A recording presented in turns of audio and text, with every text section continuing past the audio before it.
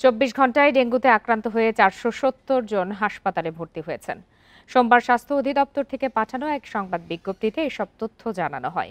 বিজ্ঞপ্তিতে আরও বলা হয়, গত ২৪ ঘন্টায় ডেঙ্গু আক্রান্ত হয়ে হাসপাতালে ভর্তি রোগীর মধ্যে ঢাকা বিভাগে ৯০ জন, ঢাকা উত্তর সিটি কর্পোরেশনের ৭৪ জন, ঢাকা দক্ষিণ সিটি কর্পোরেশনের ৭৪ জন, ২ সিটির বাইরে বরিশাল বিভাগের ৯৪ জন, চট্টগ্রাম বিভাগে ৮৭ জন, খুলনা বিভাগে ৩৪ জন, ময়মনসিংহ বিভাগে ১১ জন, রংপুর বিভাগে ৬ জন রয়েছেন।